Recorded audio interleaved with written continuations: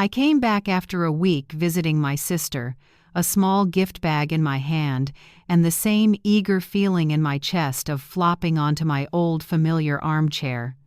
But what greeted me wasn't children's voices or the usual smell of coffee. It was my belongings scattered all over the lawn. Clothes, our wedding photo frame, a few journals with torn covers, the wool blanket I'd knitted myself. On the door, a sheet of paper slapped on with silver tape flapped at the corner, scrawled with, "Sorry, Mom, there's no space. My in-laws are moving in. No warning, no guilty look." My daughter-in-law leaned against the doorway, lips curled, voice flat as ice. "Don't stand there, Mom. The neighbors are watching." And they were Mrs. Patel from across the street quietly pulled her curtain down. My son hung his head, silent like a stranger. I could hear my heart crack inside my skull, but my hand unlocked my phone, calmer than ever. I opened the camera, shot every angle, recorded the note, the scene of my daughter-in-law staring at me like I didn't belong. It would all be evidence. I saved the file with one title: "The Day I Was Thrown Out of My Own Home." They thought they'd pushed me out of their lives, but in that exact moment, I started stepping back into mine. If you're still listening, tell me where you're watching from. Every comment you leave is another mark in this journey. And if this story has touched you, don't forget to hit like so it can reach even further. My name is Dorothy Kane, 69, widowed for over 20 years, living in Charleston, South Carolina. I've been a nurse my whole life, a job that taught me to care for others so much I forgot I needed care too. I used to think old age would mean mornings with birdsong and dinners gathered around the table with grandkids. But that day, right on the doorstep of the house I paid every mortgage payment for, I learned a life can flip in a single afternoon. When I picked up the shattered frame and looked at my late husband's face inside, what I felt wasn't just pain, it was cold. The street wind rattled that paper like it was laughing at me. I looked up at my son, Nathan, the boy I raised, with both hands, the child I sat up all night with when he had pneumonia at 8. Now he stared at the floor like he was waiting for me to vanish. Mrs. Patel, my Indian neighbor of more than 10 years, hurried over, eyes wide. "Dorothy, what is happening? Did they do this to you?" I just nodded. My voice was quiet, but each word was firm. "Please do me one thing, Patel. Be a witness. Snap the clock, the date and time. They're going to have to answer for this." She nodded and fumbled for her phone, hands shaking. I kept photographing every corner, every item tossed like trash: the knit blanket, the wedding photo of me and Tom, the mug my grandchild once painted a heart on for me. Every click cut like a blade, but I knew, without evidence, pain gets erased like it never existed. I walked around the house and peered through the window. In the living room, Brianna, my daughter-in-law, was directing two men moving furniture. She said something, then laughed. A light laugh that stabbed like a needle. I turned away, tightened my grip on the suitcase handle. Part of me wanted to storm in and confront her, but the other part, the part trained by years of nursing, chose calm. I took out my phone and opened the asset management app the lawyer set up for me when my husband passed. Under real estate, it showed clearly, 218 Maplewood Drive owner, Dorothy Kane. I tapped the little padlock icon and saved copies of all documents: insurance, property tax, title deed. Brianna's voice came from behind me. "You don't have to make a big deal out of this, Mom. We'll send you rent if you need it." I turned, and my look shut her up. "No need, Brianna. This house is mine." I rolled my suitcase to the curb and breathed slowly. Nathan called after me, voice breaking. "Mom, don't overdo it. I'll explain later." I didn't answer. There was nothing left to explain. A small moving truck pulled up. I asked the driver to help pack what was still intact. Mrs. Patel stood beside me, eyes wet. "Dorothy, where will you go now?" "I have a place," I said with a small smile. Somewhere they don't know. 3 years ago, when I saw Brianna tightening her grip on my son, I bought a small apartment downtown. I said it was an investment, but deep down I knew it was a backup door to freedom. Today, it's exactly where I needed to be. On the drive, I stayed oddly calm. The feelings dissolved into silence. At a red light, I glanced in the rearview mirror, saw myself sitting up straight, gray hair, clear eyes, not a tear. I whispered, no yelling, no crying, just action. By the time I reached the apartment, Charleston's sky had turned late afternoon gold. I opened the door. Dust glimmered in the light, but the air felt quiet and safe. A small 2-bedroom with oak floors and clean white walls, simple but mine. Completely mine. I set down my suitcase, flipped on the lights, and began placing a few things. Tom's photo, a Bible, the old tea kettle. Mrs. Patel texted, "I saved the photos with date and time. Don't worry, Dorothy." I texted back a thank you emoji. I sat at the table and took the wrinkled note from my pocket, smoothing it flat. The words, "Sorry, Mom," were blurred by rain. I slipped it into a file folder labeled Case 1. Everything was starting to line up like I'd filed patient charts for 40 years. With system, order, and evidence, I opened my laptop and created a new file named Operation Freedom. Inside, I made the plan. Gather evidence, photos, statements, witnesses. Contact my husband's old lawyer, Mr. Avery Grant. Book a real estate agent to assess the house. Review bank accounts and savings. Prepare a legal 30-day notice if needed. Outside the window, the city lit up. Car horns mingled with Charleston's sea breeze drifting in. I sipped tea and felt its warmth spread. In that quiet, I saw this clearly. My silence was no longer weakness, it was strength taking shape. I texted my sister Marisol. "I'm okay. I need a few hours to reset the board." She replied with a heart, as if she knew this battle was one I had to walk through myself. That night I sat by the window, watching the Ashley River catch the soft yellow lights. I opened a fresh notebook and wrote the first line, Day 1, starting over, not from zero, but from self-respect.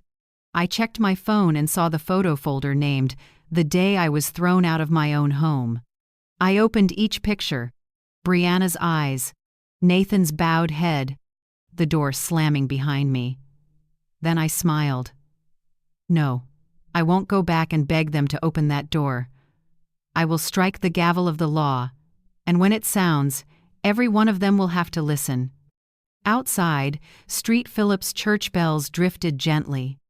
I said quietly to myself, "Dorothy, it's time to live the rest of your life on your own terms." And I knew that tonight in this little apartment, a new woman had just been born from silence. My apartment is on the 8th floor of an old building in downtown Charleston. 2 small bedrooms, light oak floors, a big window looking down on the rush along King Street.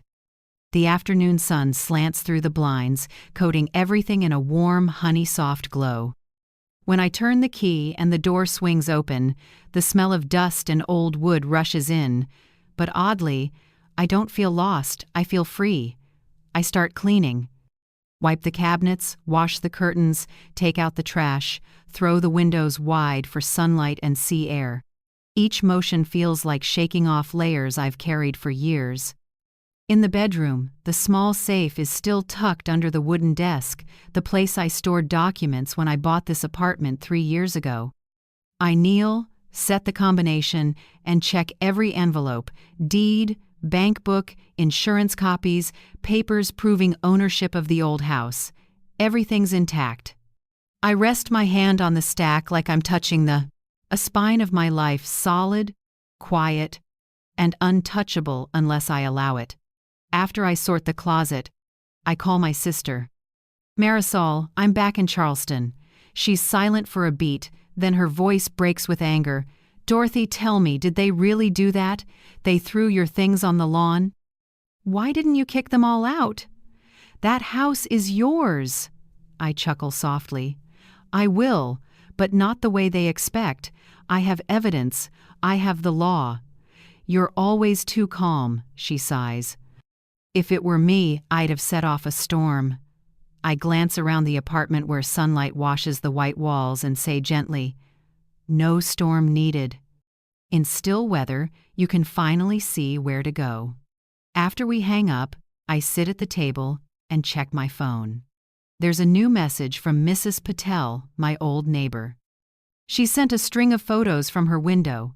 A large moving truck parked in front of my house, an older man with gray hair, and a woman in a floral dress, Brianna's parents hauling things inside. The message reads, "They moved their stuff in the day you left. Didn't wait for you. I'm sorry to tell you this. I study the photos, feeling like someone just nailed the past shut with iron spikes. But I don't get angry. I save them into a folder titled Evidence 1, Property Occupation. Then I set the phone down, pour a black coffee, and sit on the balcony. The sunset sky burns orange, so beautiful I suddenly regret all the evenings like this I ignored for years. I open my laptop and log into my bank. The monthly pension still lands on time, plus the small savings I built as a nurse, enough to live comfortably for years. I open another document, financial safety, and go line by line. Health insurance, home insurance, investment yields, property tax. Everything is tidy and clear. I've always been careful, but never have I felt more grateful for it than now. If I hadn't prepared, I'd have nothing today. I pull out pen and paper and write the header, 90-day rebirth plan. Under it, I make neat columns. 1. Safety. Update locks, install cameras, change passwords on all accounts. 2. Legal. Contact lawyer, verify ownership, prep legal notice. 3. Relationship cleanup. Limit contact with Nathan and Brianna, communicate in writing only. 4. Rebuild self. Morning yoga, reread books I love, cook meals I actually like. Looking at the lines, I laugh. Turns out, after all this, I can still make plans for myself, not for anyone else. I open a new notebook, title the first page, Declaration of Dignity. I write slowly, each stroke clear. From today on, I will no longer beg to be loved, respected, or accepted in my own home. I am the owner, the keeper, the one with final say. No one can make me bow my head unless I choose to. When I set the pen down, my chest feels lighter. Maybe for the first time in years, I can hear my own voice clearly. Then I turn on the computer and create a folder. Digital dossier. Dorothy Kane. I save every piece of evidence.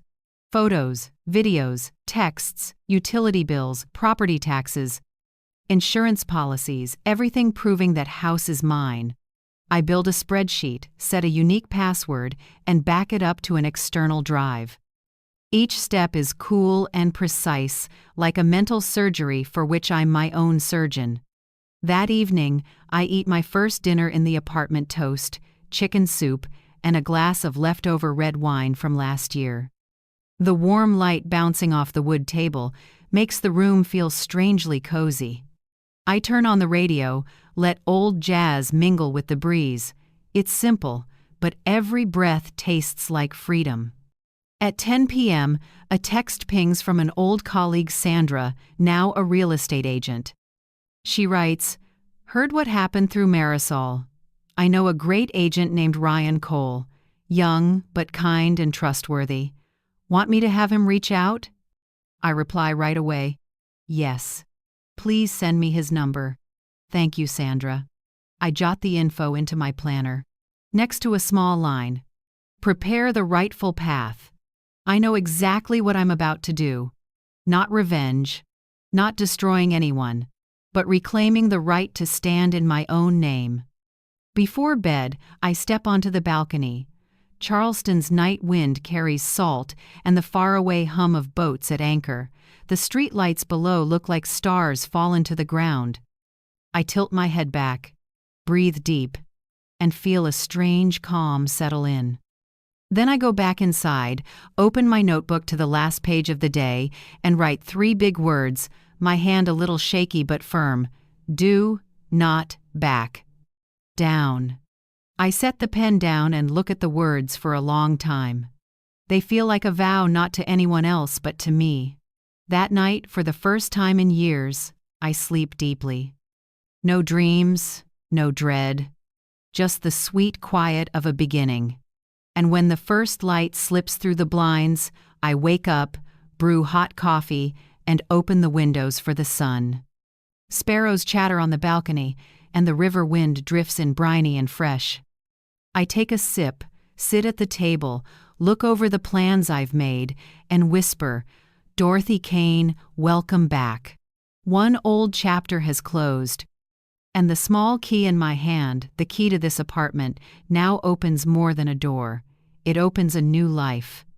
The next morning, I wake to sparrows and the smell of coffee filling the little apartment. In the quiet, I look out at Charleston's sky brightening and ask myself, what brought me here, to 69, alone in a backup apartment, starting over? I lean back, wrap both hands around the hot cup, and memories unspool like an old film still creased by time. Tom, my husband, died on an autumn afternoon. The stroke hit like a slash. One minute he was talking about repainting the fence, the next he was on the ground in the backyard, still gripping the brush. Nathan, just 20 then, screamed for me. I ran out, knelt beside Tom, and tried to pound his heart back with useless compressions. The ambulance came too late, when they pulled the sheet over him. The fall wind carried the smell of damp wood and lavender from the garden, a scent I couldn't stand for years after. From that day on, my world shrank to 2, me and Nathan. I sold Tom's car and kept the house we spent our youth paying off. To get by, I took a part-time job as a public library aide and tutored neighborhood kids in math at night. Life was tight but meaningful. I made breakfast every morning for my son, waited up each night for him to get home from college, listened to stories about his friends and professors. I was terrified the hole his dad left would swallow him, so I tried to fill it with presence and love. Many nights Nathan couldn't sleep, slipping quietly into the kitchen to sit at the table, eyes red. I brewed mint tea and sat across from him, saying nothing, just resting a hand on his shoulder.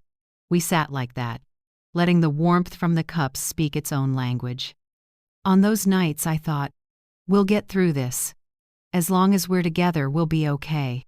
So I made that my promise to myself, and I lived stronger than ever.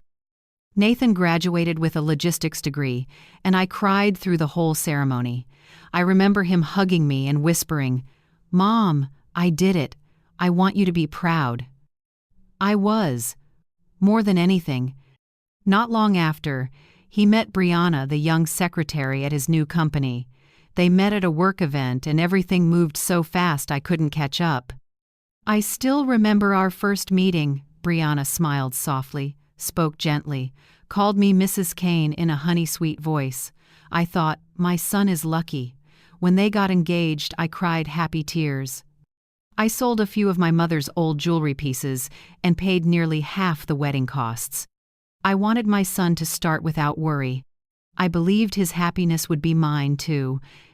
The wedding was in a small church draped in white flowers. Nathan wore a gray suit and stood in the aisle with the smile of a man about to have a family.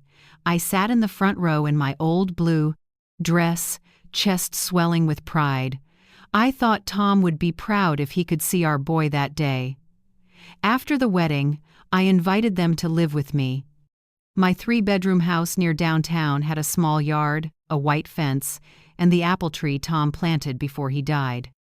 I said, "Stay here until you two get settled. Don't rush to buy a house." Brianna smiled, thanked me, and held my hand. I believed she meant it. At first it really was happy. I made breakfast, Brianna washed the dishes, Nathan drove to work, and I watered the plants, tidied up, and knitted on the porch with the radio on. It felt like a classic American family, warm and easy. But things started changing in tiny ways. First with dinner. "You cook great, Mom, but my family doesn't really do a lot of garlic," Brianna said. Then laundry. "Mom, our towels get folded a different way." Then the smell of the house. "It might be because you make soup a lot, the scent sticks to the sofa." Her voice was always soft, but every line jabbed like a pin. I didn't react. I quietly changed, cooked less, opened more windows, bought the room spray she liked. I told myself, peace matters. Nathan has already lost enough. Then my dining table got pushed aside. They bought a new one and put it in the center, while the old table I loved was moved to the porch. Once, when I ate alone out there, Nathan came out, squeezed my shoulder. "Mom, don't be upset. Brianna just wants things organized." I smiled and murmured, "I understand. Do what makes you comfortable." But my eyes blurred when I turned away. I started shrinking myself. Not because anyone ordered it, but because I was afraid to crack my son's thin peace. I ate later than they did, spoke less at dinner, and spent more time in my room reading and listening to music, pretending it was my choice. But really, I was fading out. Then Ethan was born, my first grandchild. I cried when I heard Brianna was pregnant. I made soup, knit, sweaters, set up the nursery. I thought this would change things. Surely a baby would bring us closer. But right after he was born, Brianna drew an invisible line. "Sorry, Mom," she said, smoothing her hair. "The doctor says older people shouldn't hold babies too much. It affects their immunity." I forced a smile. "Oh, I understand." But something inside me tore. She wouldn't let me hold him, bathe him, or rock him to sleep. I was allowed to stand and watch, like a visitor. Nathan was busy and always said, "Mom, she's just anxious. Don't take it to heart." I nodded, but my heart slowed, beat by beat. 2 years later, Lily arrived. She was a small light, but the rules grew stricter. Brianna taped a tight schedule on the fridge: mealtimes, nap times, bath times, no disturbance times. I was pushed further out of orbit. One evening, Lily was fussy. I hurried in and reached to lift her, but Brianna pulled her back. "It's okay, Mom, I've got it." Her eyes on me were glass cold. Nathan stood behind her, saying nothing, scratching his head, avoiding my eyes. I knew then my role in that house was over. I started spending time walking, stopping by the old library, reading, or sitting alone in the park watching other seniors push their grandkids in strollers, my heart aching and a little jealous. Maybe that's why I bought that small apartment, to have a safe place in case one day I truly had no place in my own home. I still remember the first night I slept there, when it was my secret house. I didn't turn on the lights, just opened the window and let the night breeze move the curtains. I didn't know then that choice would become my lifeline later. Sitting in that apartment now, looking back, I see I didn't lose everything in one day. It was taken bit by bit, so politely, so gently, until nothing was left but empty space. I took another sip of coffee, breathed deep, and let the old hurt loosen with my breath. Then I told myself, "That's enough, Dorothy. From today on, no one gets to dim you anymore." I remember clearly the first time Brianna mentioned her parents. It was a spring evening.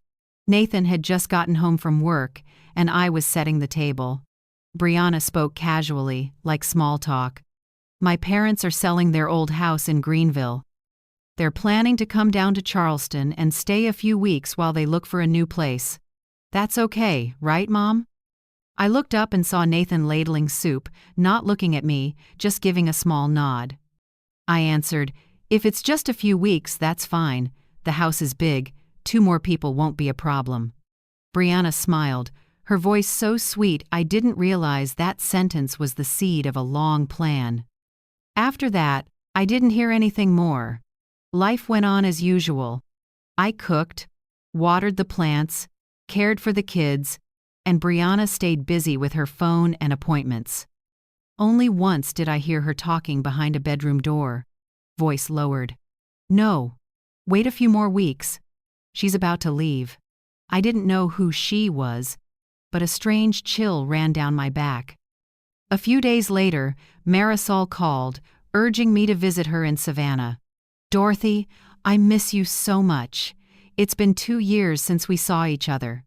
Come for a few days, I have something to tell you. I hesitated. Something felt off. But when I saw Nathan and Brianna both encouraging me, Brianna even booked the bus ticket, I told myself I was being paranoid. I left Charleston on Friday morning with a small suitcase, planning to return early in the week. I never imagined that in those 4 days, my entire life would be cleared out of the home I had kept. When Mrs. Patel told me, I learned how smoothly it all happened. Saturday morning, a moving truck pulled up in front of my house. Brianna stood giving orders, and Nathan wasn't there because he was working. The neighbors thought I had moved out because Brianna put it so nicely. She decided to move closer to her sister. We're helping her with her things. Everyone believed it. Some even congratulated them that Mrs. Kane finally gets to rest after so many years.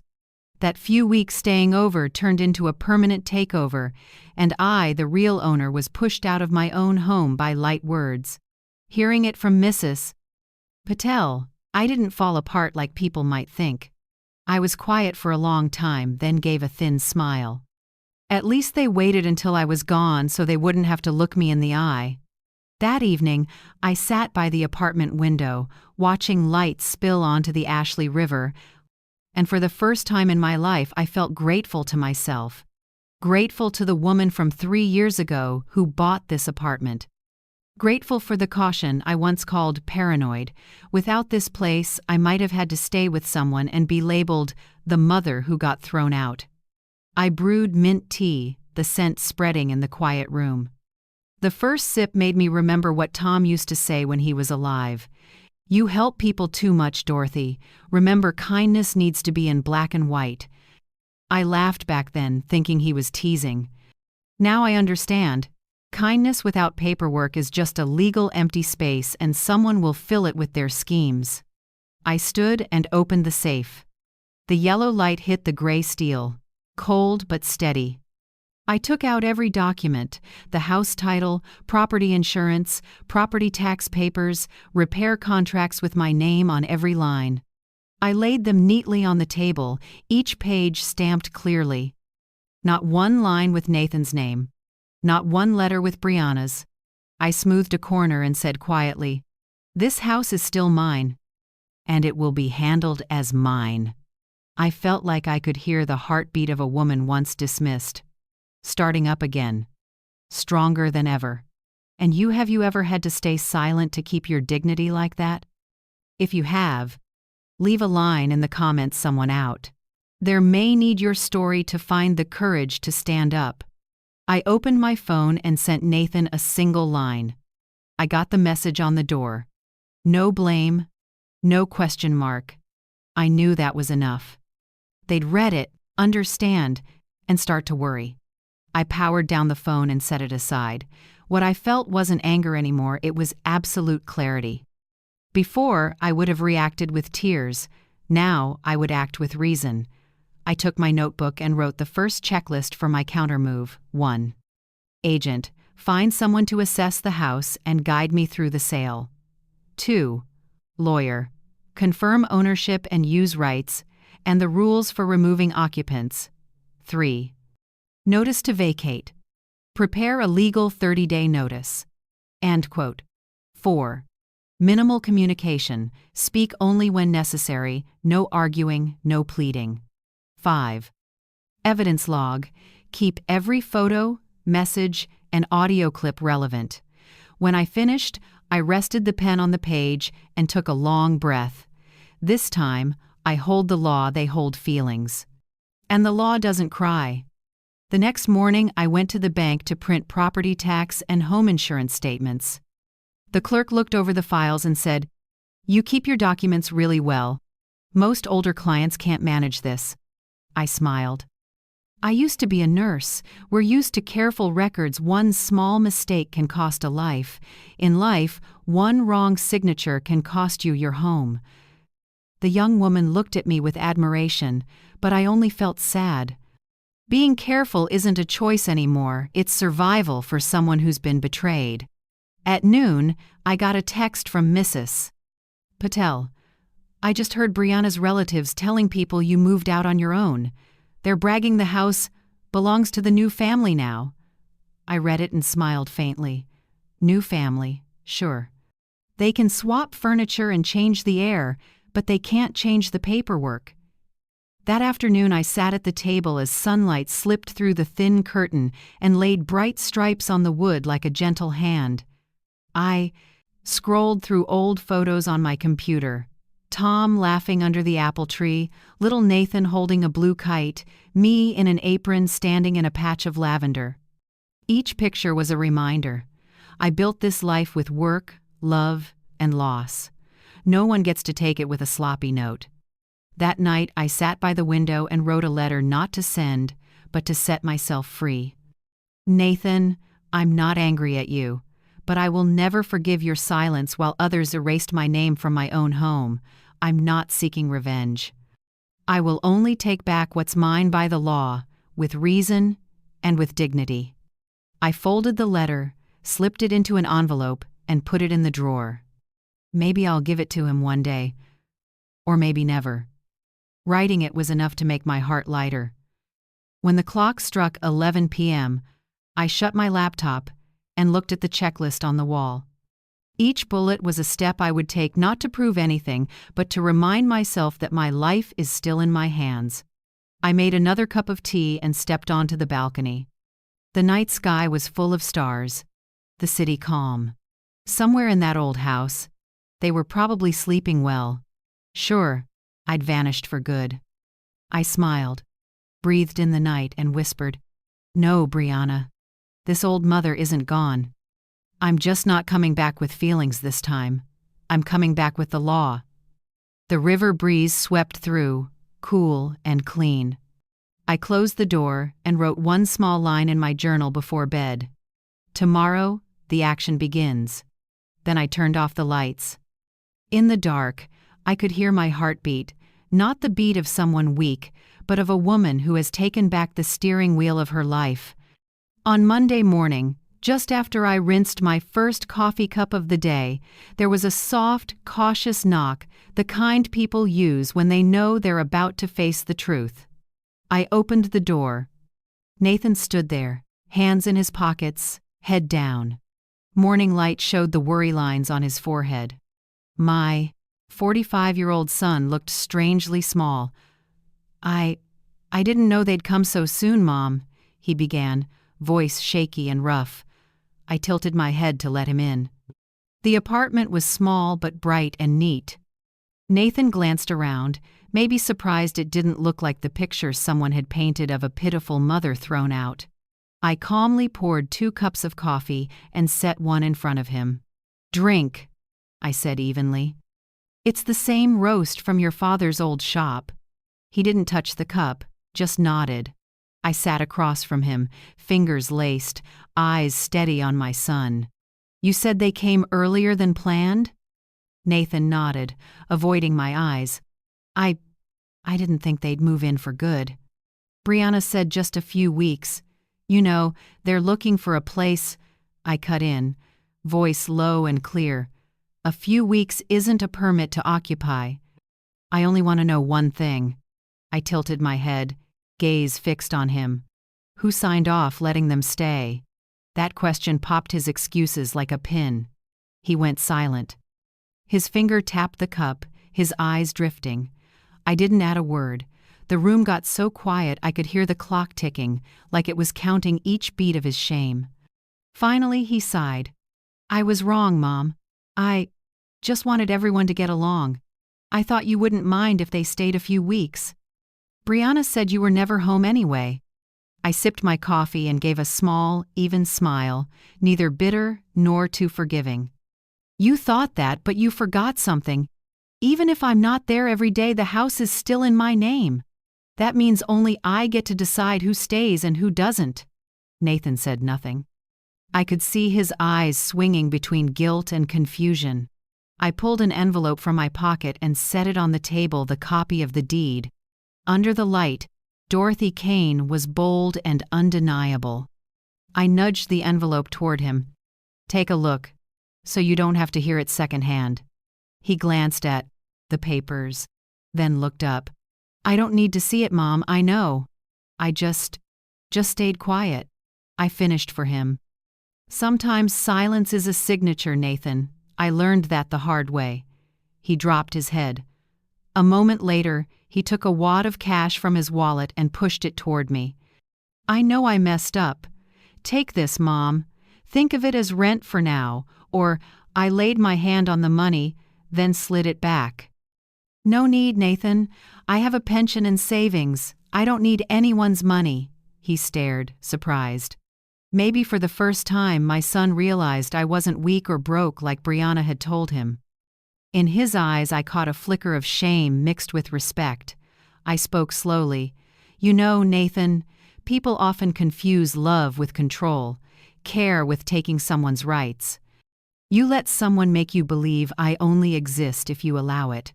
But I raised you, and I kept that roof paid for with modest wages. I don't need permission to live. He looked up, lips trembling, but said nothing. I stood, topped off my coffee, and kept my voice light, like I was commenting on the weather. I never planned to fight over that house, but maybe it's time to draw a line. I've met with a lawyer. And tomorrow the agent will come to assess the property. Nathan froze, the cup tilting and spilling a little. You're going to sell the house? I met his eyes, steady. Not going to. I will. I've lived long enough to know when a place only holds contempt, it's not a home. And I won't let it become a battlefield. He clenched his hands and exhaled. Brianna won't understand, Mom. She'll think you're getting revenge.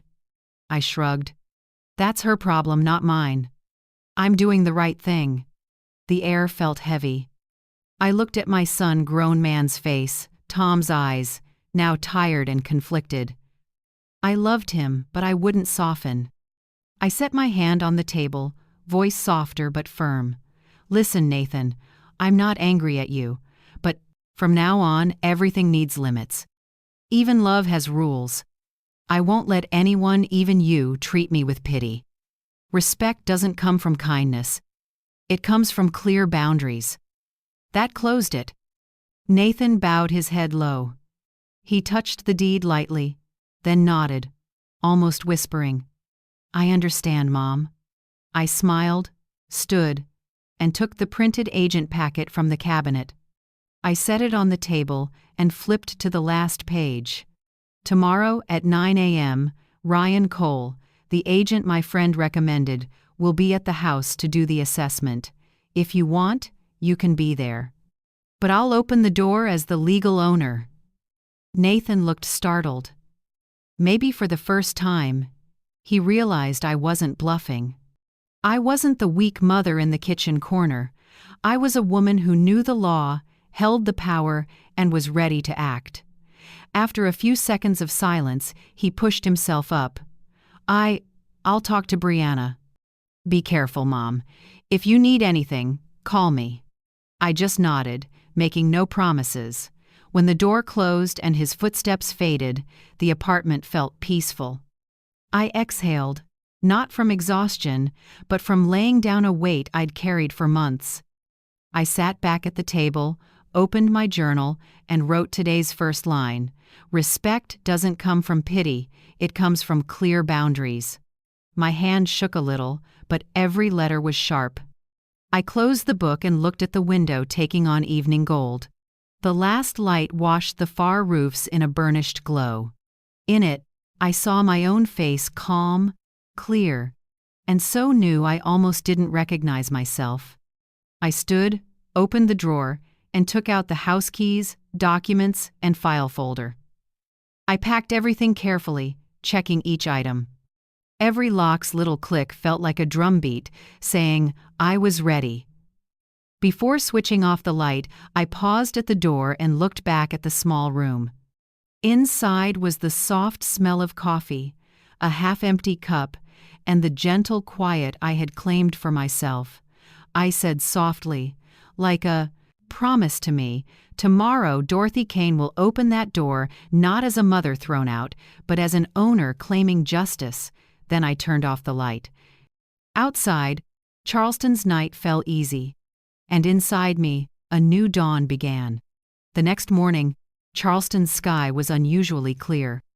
I got up early, brewed coffee, smoothed my hair in the mirror, and tucked the files into a brown leather bag. I didn't feel like a mother facing family. I felt like a woman about to close a major deal. At exactly 9 a.m., my phone buzzed Ryan Cole's number. Good morning, Mrs. Kane. I'm at the corner of Magnolia. I'm 5 minutes early. Is this a good time to meet at the gate? I smiled. I'm ready. See you at the door. I drove to the house that used to be my home. The street was quiet, maples starting to turn color, but I felt like I was stepping onto an old stage where the play was about to end. When I parked, Ryan, a tall man around 40 in a neat suit, walked over and shook my hand. His voice was low and clear. You're the owner, correct?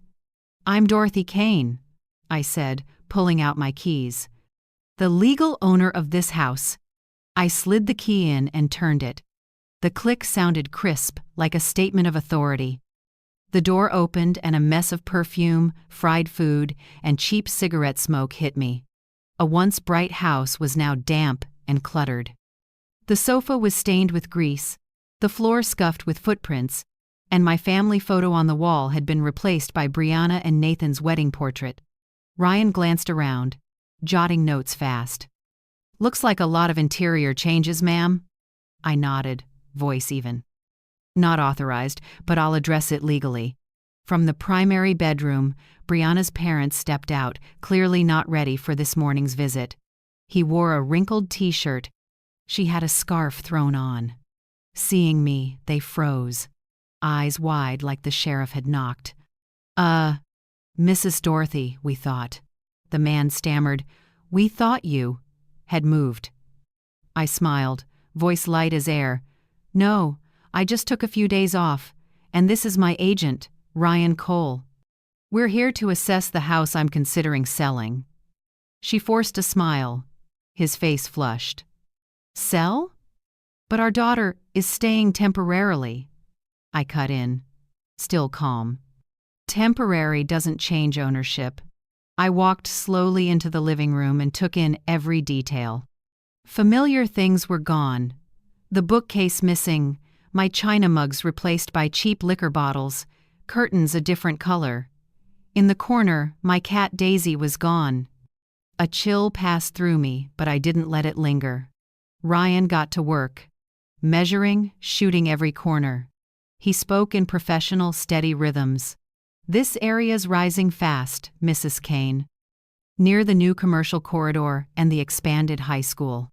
With light interior refresh, you could sell for about 20% more than 3 years ago. I nodded and jotted it down in my notebook. Brianna's mother hovered behind me, restless. I heard her phone buzz in her purse, then saw a message flash. Call Brianna now. She slipped into a corner and whispered into the phone, Honey, I don't know. She's here with a real estate agent. Call Nathan. I kept my face calm, as if I hadn't heard a thing. Ryan walked through the primary bedroom, the one they were using, and stopped. The bed was unmade, sheets wrinkled, closet doors wide open. He turned back and asked quietly, Do you want me to document this condition in the report? Of course, I said. And add another item. Unauthorized changes to the interior layout, damage to the downstairs hardwood, and use of the owner's private area without consent. I pulled out my phone and took a few photos, every detail. The lens caught the two of them edging by the door, faces gone pale. I knew these shots would be attachments in my legal file later. When Ryan finished measuring, we stepped onto the back porch. The garden I once took pride in was overgrown with weeds, the fence broken, and the apple tree Tom planted had been cut down. I bent, picked up a dry splinter from the old stump, the only piece left, and held it tight. Ryan looked at me, voice low. "I'm sorry, Mrs. Kane." I smiled. "No need. Sometimes losing the old is the best way to make room for the new." Back in the living room, Brianna's father was trying to be polite. "Mrs. Kane, maybe this is all a misunderstanding. Our daughter didn't mean I raised a hand and cut him off. I understand exactly what she meant. But there's nothing to debate. I'm here to follow procedure. From now on, any contact about this house goes through my attorney, Mr. Avery Grant. Here's his card." I set a small card on the table. "If you have questions about moving out, Mr. Grant will explain your rights and obligations." They stood there, both scared and confused. I could guess their thoughts that the woman they took for weak had just flipped the board. Ryan double-checked his notes. "At current market prices, I estimate the house could fetch between $680,000 and $720,000. If you'd like, I'll send a draft listing with a timeline this afternoon." I nodded. "Do it. I'm not interested in renting it out. I want to sell clean and final." He smiled and scribbled. "Honestly, your timing is good. Inventory in this neighborhood is tight this quarter. I'm confident you'll get a buyer quickly." I looked around brick by brick, wall by wall, then said softly, like closing a long chapter, "This used to be a home, but now it's an asset. And assets should be priced correctly, not clouded by feelings." Ryan got it and nodded. He shook my hand. "All business. I'll send the file this afternoon with photos and the timeline. Vacate. List. Open house. Close. I also recommend your lawyer send a formal notice within 24 hours. I answered. "Already scheduled. Mr. Grant is expecting me this afternoon." As we left, I could feel tense eyes following from the window.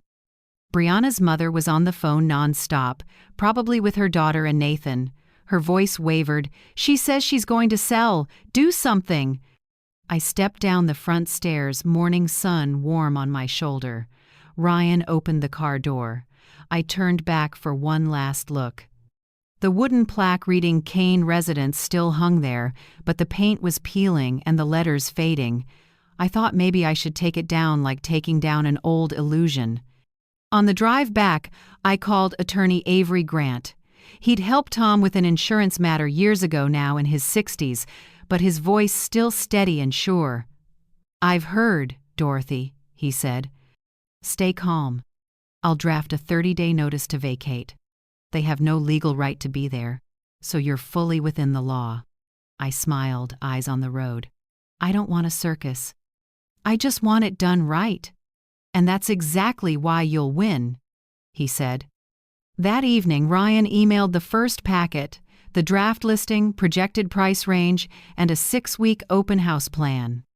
His last line read, "This home is worth much more than people think, especially when it belongs to someone who knows her own worth." I finished reading and smiled. At sunset, I sat by my apartment window and opened my journal. Today, they saw me walk in with the legal key and leave with composure. That's the only way to get respect back, not with shouting but with evidence, paperwork, and self-control. I closed the journal and poured a little jasmine tea, the scent filling the room. In the soft light, I noticed my hands weren't trembling like the day they threw my things on the lawn. They were steady, quiet, holding the board. Tomorrow they might panic, argue, justify. I'll just smile. Because now this game has rules, and I'm the one holding them. The next afternoon, I arrived at attorney Avery Grant's office right on time. It's a classic red brick building downtown, tucked in the old historic district. Gold letters on the glass door read, "Avery Grant and Associates, Real Estate and Civil Law." I know places like this well, the smell of paper and ink, that careful atmosphere reminding you every word here carries legal weight. Avery welcomed me into a sunlit room.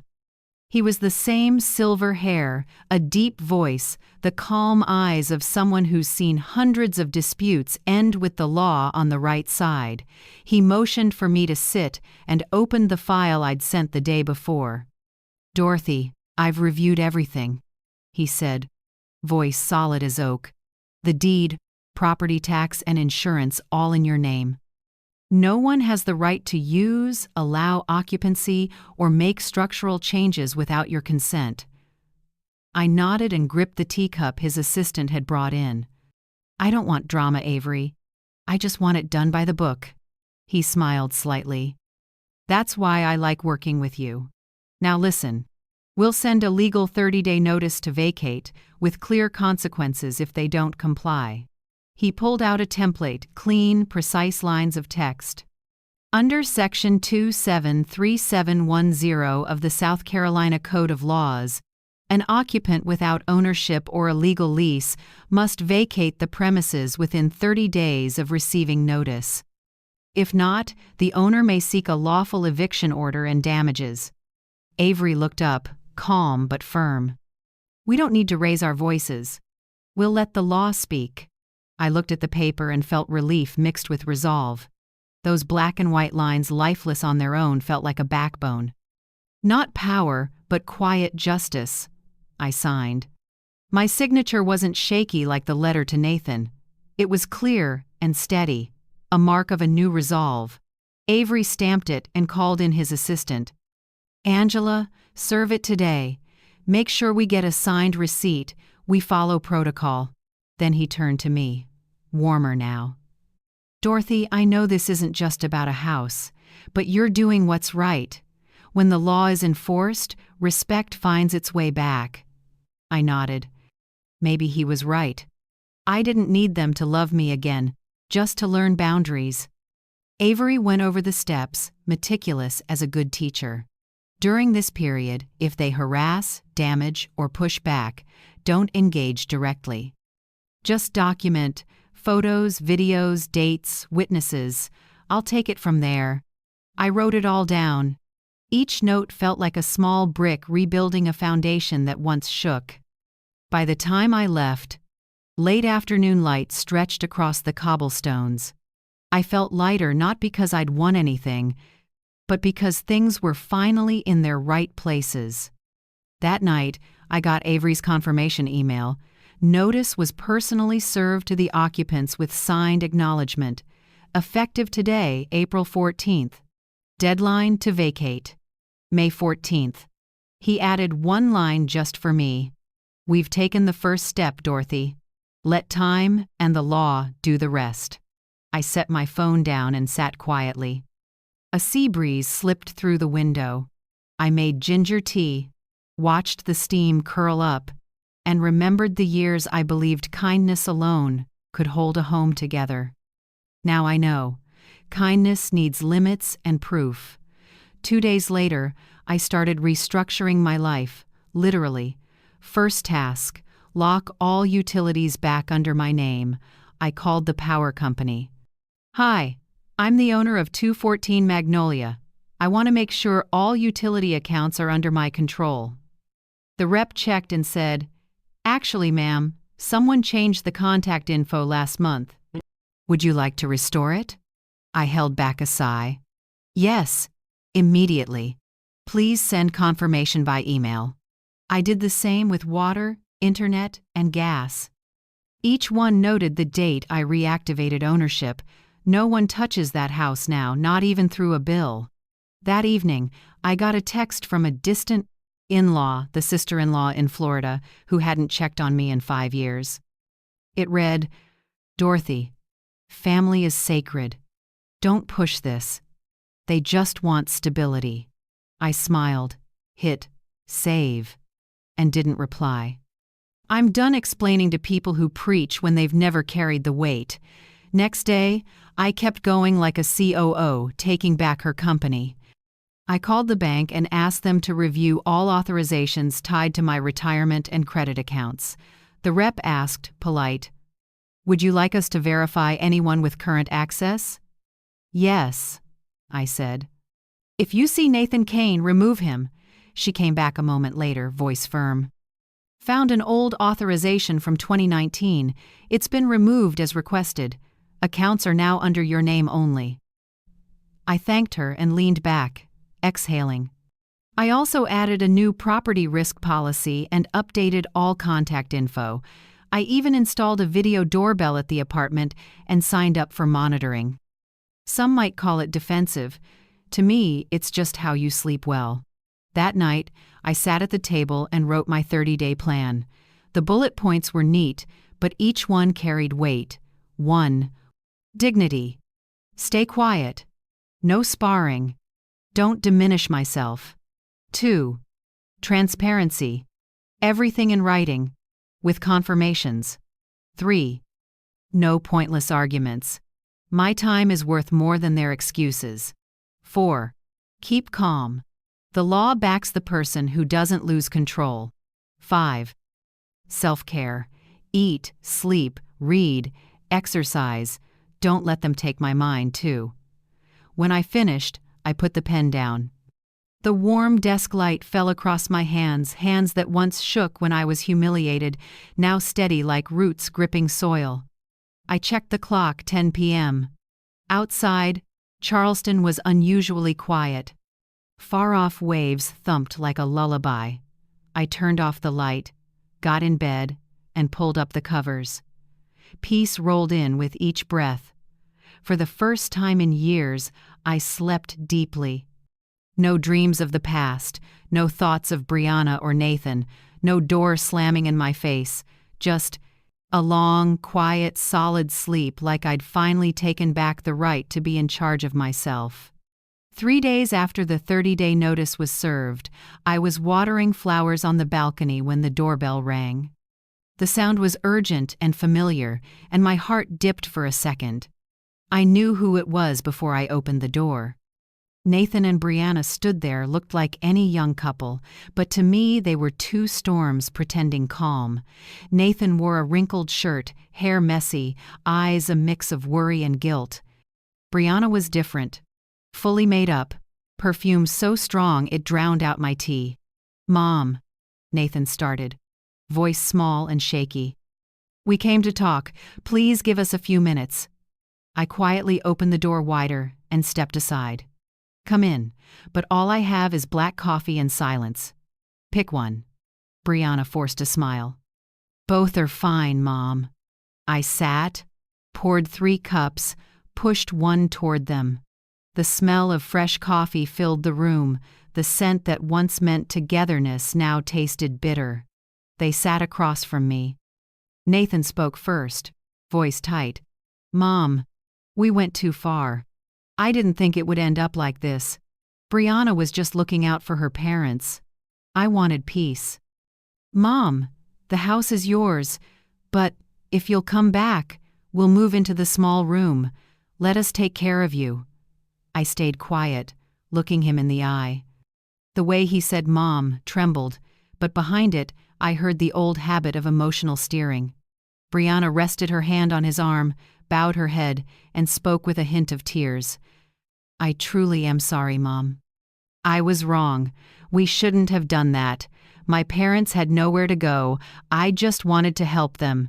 If you come back, I promise no one will touch your room again.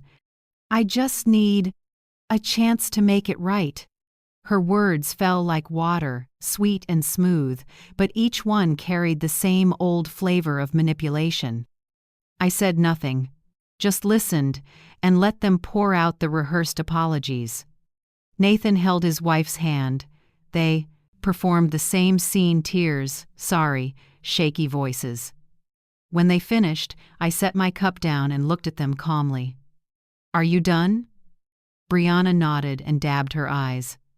"Now it's my turn," I said, voice low and clear. "The 30-day notice stands.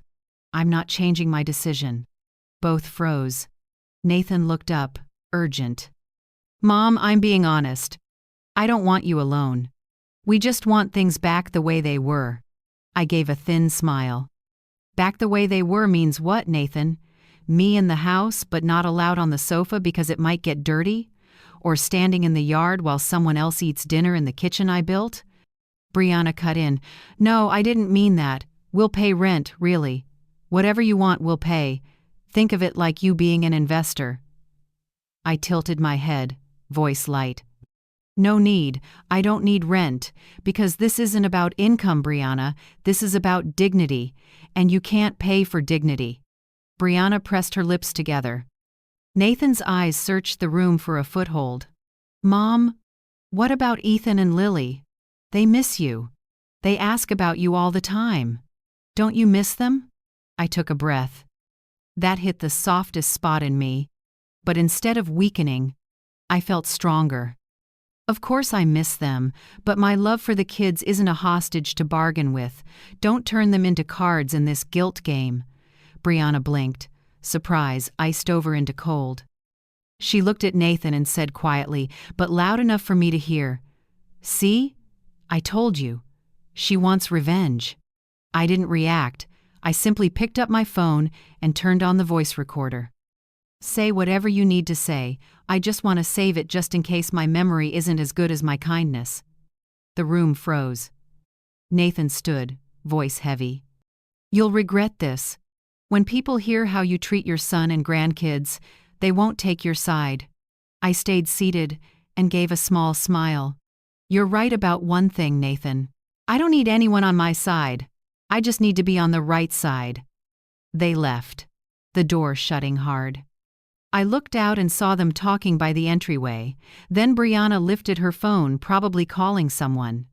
An hour later, my phone lit up non-stop, all familiar numbers I hadn't heard in ages. A cousin in Florida, the same one who stayed quiet when Brianna threw me out, suddenly wanted to make peace. Dorothy, don't be stubborn. He's your son. Blood can't be cut off. I answered simply. Blood that stays silent while I'm humiliated is just blood, not a bond. She went quiet, muttered a few empty lines, and hung up. I saved every text, call, threat, and pious advice, each small piece of evidence of manipulation labeled family. That evening I went to Street Helena Church, where there's a Friday group for seniors. I went out of curiosity and left deeply moved. In a small room behind the sanctuary, more than a dozen people sat in a circle. They shared about their lives, their loneliness, and stories that felt personal but turned out eerily similar. A white-haired woman said her son emptied her retirement and left her in a nursing home. A widower said his daughter seized control of his assets and kicked him out. Each story was a scar, and they all shared the name the group leader finally said aloud: emotional elder abuse. Hearing that phrase, I went still. I had thought I was living a private tragedy.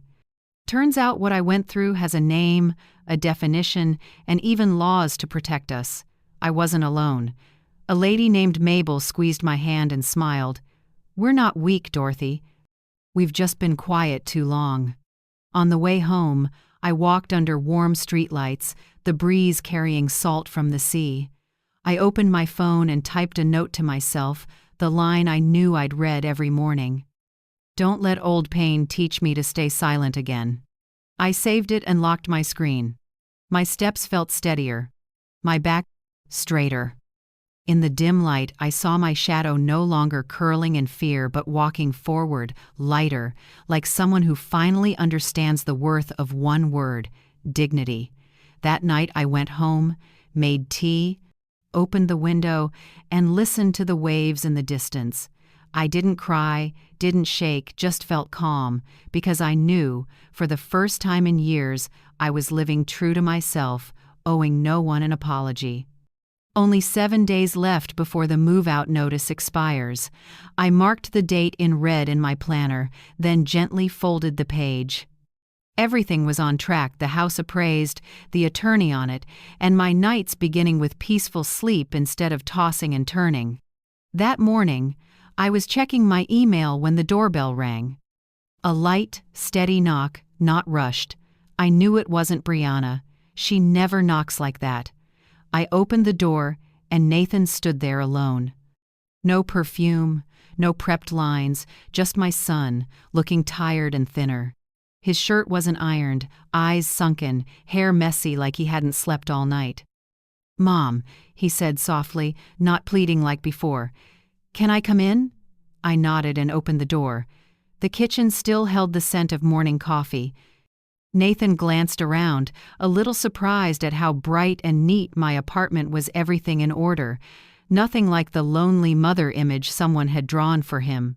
"I want to talk," he began. "Can we sit?" I motioned to the chair across from me. Sunlight from the window fell across the table, splitting the space between us, one side warm light, the other in shade. The divide felt symbolic. Nathan took a long breath. "Mom, I know you've been firm, and I understand why. But I was thinking, if I kick my in-laws out, could you come back home? I'll fix everything. You'll have your own room. I set down my coffee and gently cut in. "For me? Or for the house, Nathan?" He froze. His eyes flickered, then dropped. The silence was answer. Enough. I exhaled, not angry, just sad for a grown son who still didn't know the line between family and possession. "Nathan," I said, soft but steady, "forgiveness is a choice, but it doesn't mean going back to the old spot. I left that house not out of hate, but because I needed air. If I return just to play the role of the indebted one, then forgiveness means nothing." He looked up, lips moving without words. I went on. "I don't want to rebuild with feelings. I want to rebuild with respect. And respect starts by honoring the 30-day notice. I'm not doing this to get even. I'm doing it so you learn the lesson. It took me a lifetime to understand. Love doesn't mean letting people cross your boundaries." Nathan sat still, fingers laced. I could see him wrestling with love and guilt. So I guided the talk out of the conflict zone. "I'm taking a computer skills class at the community center," I said lightly, like sharing a small update. "The ladies in the senior group taught me online finance, how to set up a security camera, and even a bit about phishing emails. It's actually fun. Oh, and I helped one woman apply for assistance." Nathan stared, a little surprised. "You're really doing okay?" I smiled and nodded. "I'm moving on. And moving right." A long, quiet, stretched.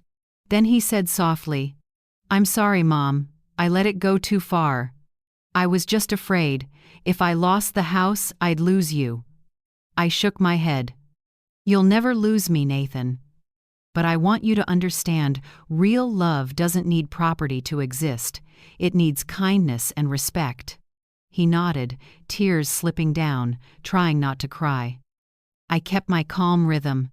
Part of me wanted to get up and hug him like when he was little, but reason held me back. Because I know new boundaries are the real fence of love. I poured more coffee, my voice gentler. "I'm not going back to that house. But I want you to bring the kids here every weekend. There's a little park and a reading nook. I want them to see adults can disagree and still be decent. They don't need to witness conflict." Nathan nodded, choked up. "I'll bring them." "But Mom, can you give me more time? A week or two? Brianna's looking for a place. It's a mess." I met his eyes. Calm. "No, Nathan. Rules are rules. If you want to teach your kids responsibility, start by keeping your word. 30 days means 30 days. After that, if you need help finding a short-term rental, I'll help." But I can't undo what I signed. He was silent for a long time, then slowly nodded. "I understand." I smiled faintly. And that, son, is the first step toward real adulthood. When Nathan left, I walked him to the door. The morning breeze carried sea salt and church bells. I watched him go, and what I felt wasn't pain or anger, it was a solid peace, like ground after a storm. That afternoon, I met Ryan Cole at his brokerage. He had everything ready for the listing phase. "Mrs. Kane, Ryan said, professional and warm. We're set. Just a light clean, photos, and we go live next week. I'm confident the house will get immediate attention. I reviewed the printout's cleaning plan, open house dates, closing timeline. Everything was orderly and clear, no room left for feelings. Good, I said. I want everything transparent. When it's over, I want to look back without regret. Ryan smiled. The way you're handling this, you won't. Most people don't keep their cool like you do. I smiled back, maybe because I spent too many years in noise. Now I choose quiet but principled quiet. He nodded and shook my hand firmly.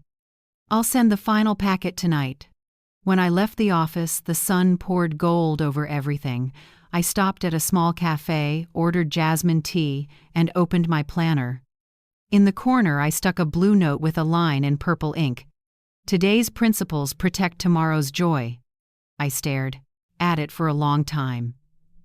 It wasn't just a reminder, it was my promise to myself that no matter how life shifts or how tangled family gets, I'll keep that dignity like a compass.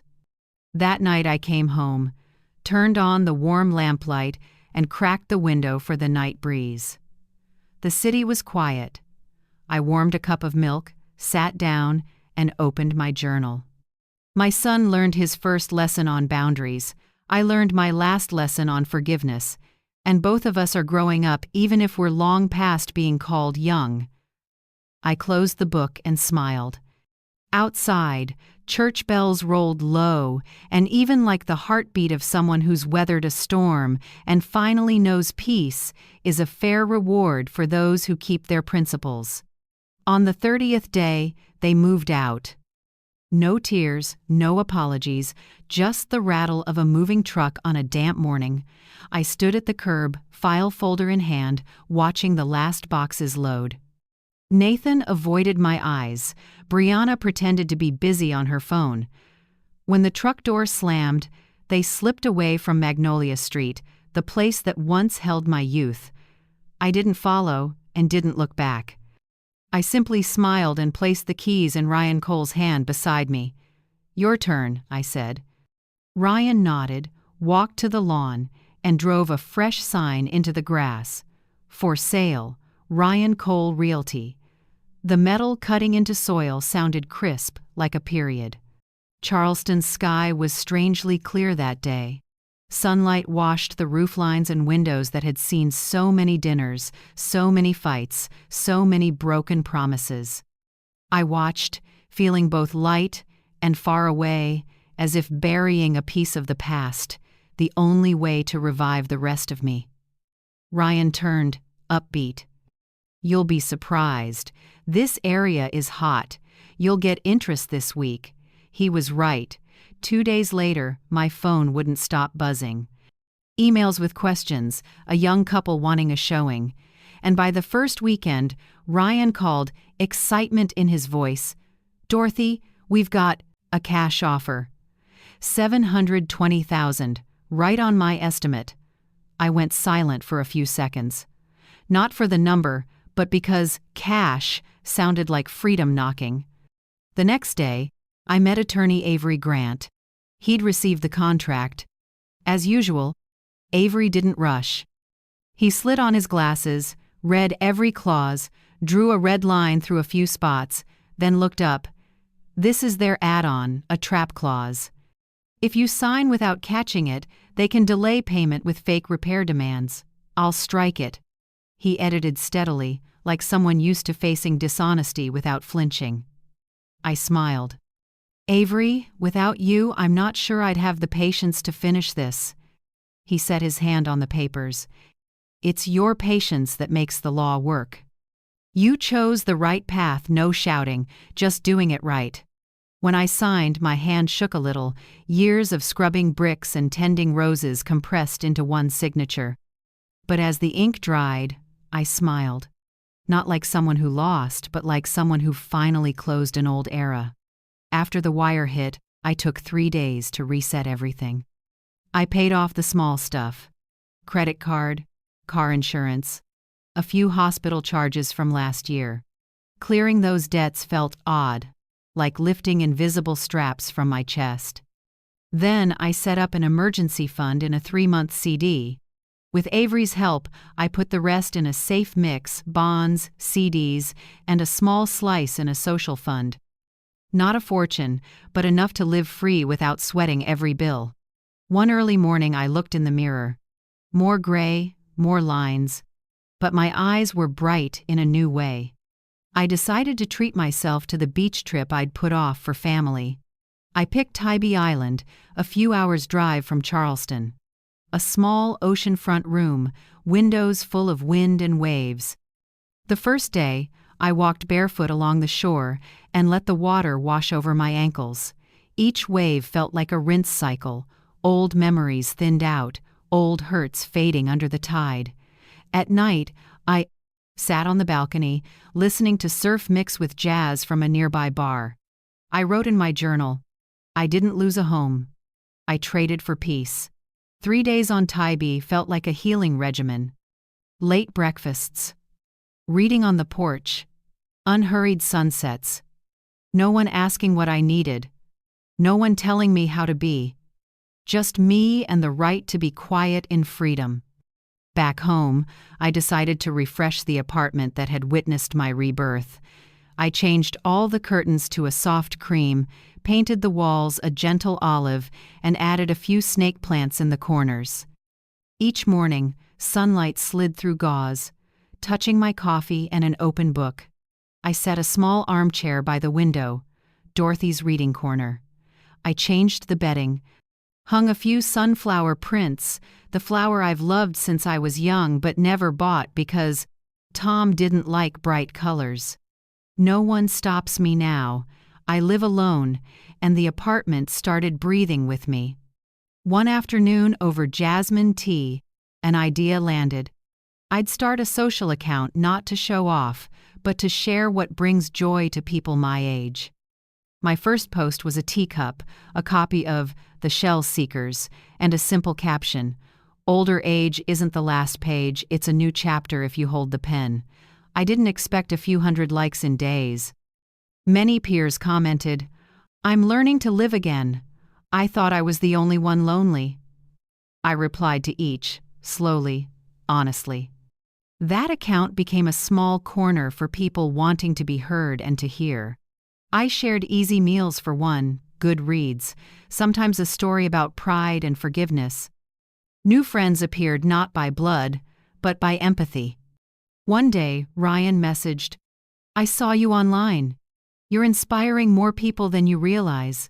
I smiled and wrote back, "I'm just rewriting my life this time in the voice of a free woman." The next month, I signed up to volunteer through church, helping seniors abandoned or scammed out of assets. I visited an 82-year-old named Lucille, living alone after her daughter drained her savings. She squeezed my hand, eyes wet. "You know, you're only truly old when no one listens to you anymore." That line stopped me cold. I held her hand tighter and said, "Then I'll listen, and we won't be silent anymore."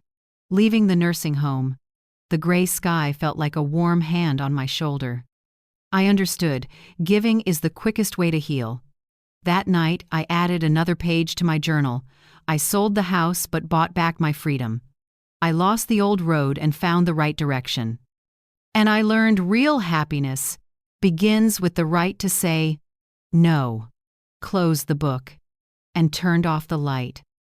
The sea breeze slipped through the open window, carrying the gentle salt of freedom, the scent I'd once forgotten, now fully mine in the second life I chose. One June morning, sunlight slipped through the curtains, and a gentle knock sounded at my door. My heart tilted not from fear, but from a sense that an old cycle was closing in a new way. I opened it. Nathan stood there, hands resting on Ethan and Lily's shoulders. "We came to see you," he said, cautious and soft. I looked at the kids. They pressed close to their dad, eyes shy and bright. The last time I'd seen them was before everything fell apart. "Hi, Grandma," Lily whispered, like a breeze. I bent down and hugged them both. It was different this time, not squeezed tight or teary, just warm enough to say, "I'm still here, but I'm a new kind of grandma." Nathan awkwardly glanced around the apartment. Everything neat and bright, jasmine tea in the air, and a touch of fresh paint, a fruit basket on the table, a few books I was reading, green plants thriving in the corner. "It's beautiful, Mom," he said. "This place really suits you." I smiled. "Thank you. Wherever you feel at peace, that's home." The kids darted around and found the cookie tray I'd set out. Ethan yelled, "Grandma, can I have one?" I nodded, pointing at the clock. "Yes, but remember the rule. Clean your plate and wash your hands after." They stared at each other, surprised that new Grandma had rules. When Lily dropped crumbs on the rug, I simply said, "Grab a cloth for me, sweetheart. A clean home makes everyone happy." Ethan bent down without arguing. A moment later, Lily mumbled, "Grandma, you're different." I smiled, easy as breath. "Different is good, isn't it? Grown-ups have to learn to live true to themselves." They nodded and went back to their puzzle. I watched them. My heart warm, but unlike before, this love wasn't tangled with fear of being used or dismissed. It had boundaries, order, and clarity. Nathan sat quietly, then said, "Mom, I don't know what to say. It feels strange seeing you this calm." I turned to him, steady. "Strange because you're used to me enduring, right? But sometimes calm doesn't come from forgiving others. It comes from no longer letting them define your value." He lowered his head. "I get it. I'm trying to relearn how to be a dad. I want the kids to have their grandma, no matter what's going on with the adults." I nodded gently. "Start with respect. If you want, you can walk with me, not over me. We all have to relearn love, Nathan. Love without control." His eyes watered. "Brianna isn't coming, Mom. She finds it hard to face you. But I'll bring the kids regularly, if you'll have us." I set my hand on his shoulder and smiled. "Everyone is responsible for their choices. I don't need apologies to be at peace. I just want you to keep your word for the kids." A month later, I hosted a small birthday tea at my apartment. Nothing grand, just a few new friends. Mabel from the group, Stephen who runs the volunteer program at the nursing home, the downstairs neighbor who bakes almond cookies, and of course, Mrs. Patel, the former neighbor who witnessed the morning they threw me out. On the table sat a simple cake with the words, "To life and new chapters." Lily and Ethan helped me place the candles, while Nathan leaned against the doorframe, watching it all with eyes he couldn't keep from shining. "You look different, Mom," he said softly as I walked over. I smiled. "Different or truer?" He answered, voice thick, "Both." Throughout the little party, I didn't have to hide anything. I laughed freely, told stories, and shared a few dishes I'd learned in a cooking class. When I spoke about the project to support abandoned seniors, Mabel burst into tears and squeezed my hand. "Dorothy, you walked through pain and brought light back to us." I just answered quietly, "No, I only brought what I once needed, a steady hand, a little faith." When I blew out the candles, the room filled with applause. Nathan stood still, watching me, maybe for the first time in his life, seeing his mother as herself, not as a shadow at the edge of someone else's story. His eyes held no pity or guilt anymore, but recognition. The following week, the church group invited me to share my journey at our Share and Listen meeting. When I stepped up, the room was so quiet you could hear papers tremble in my hand. I spoke slowly, not like an accuser, but like someone who'd walked through the storm and learned to name each wind. I told them about the morning I was thrown out, the sloppy note, the path to reclaim my right to stand in my own home. I talked about Attorney Avery, about Ryan, about the seniors group at church, and about how I began again from the basics, respecting myself. When I finished, many wiped their eyes. An older woman whispered, I thought only I was belittled by my children. Now I see I'm not alone. I smiled, warmth spreading through my chest. No speech is needed. Sometimes a story told at the right moment is enough to help someone begin again. I invited Mrs. Patel to speak.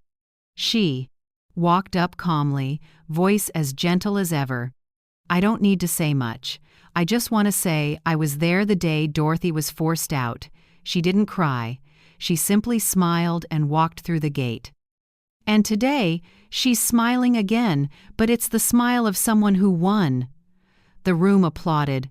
I bowed in thanks, tears slipping free but no longer heavy tears allowed to fall, not from hurt, but from pride. That night, Nathan stayed to help me clean up. When everyone had left, the two of us sat on the balcony, night breeze stirring our hair. "Mom," he said, "I don't know how to thank you. I used to think love meant protecting, handling everything for others. Now I understand love also means knowing when to step back." I squeezed his hand, my voice gentle but firm, and I learned the opposite.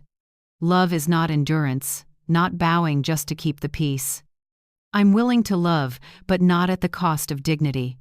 Nathan was quiet, but I saw something change in his eyes. Maturity.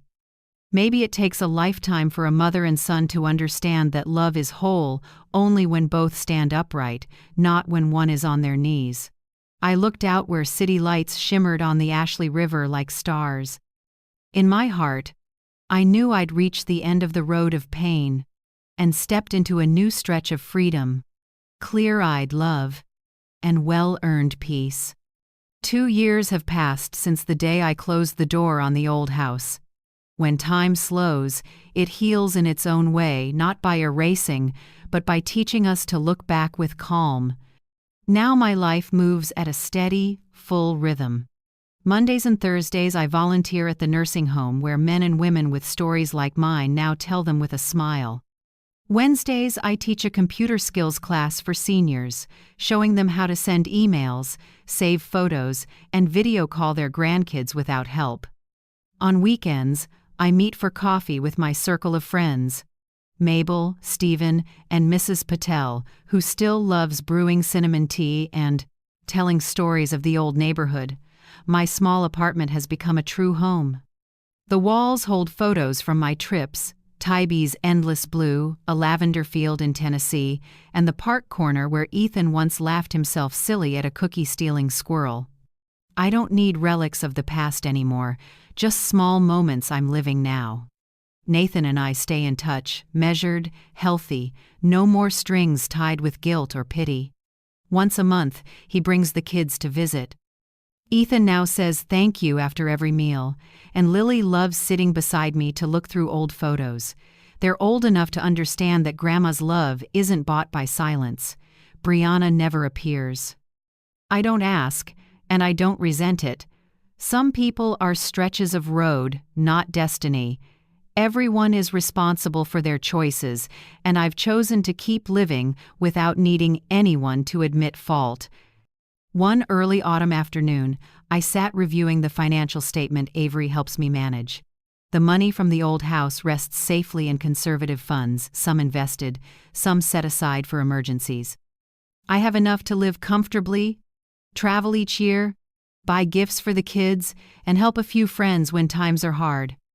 I realized the sale money brings stability, but true happiness comes from the right to choosing where to live, when to be silent or speak up, whom to love or to leave.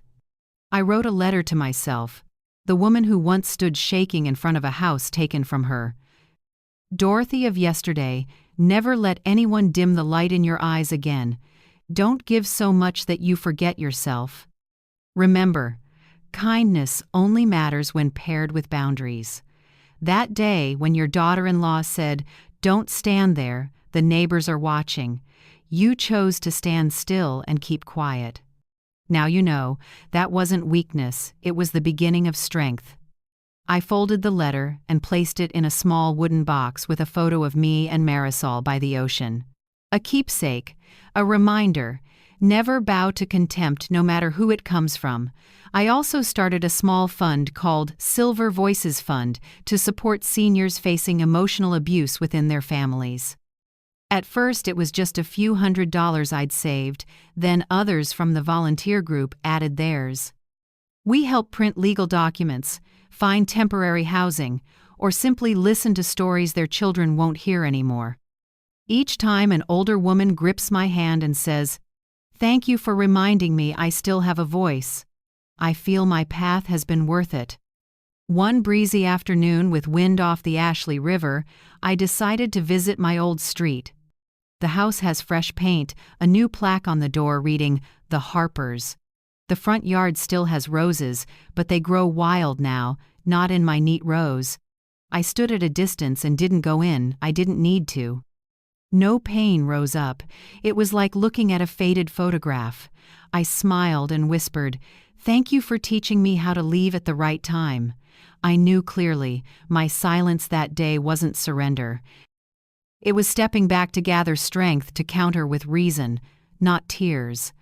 Silence was the beginning of victory.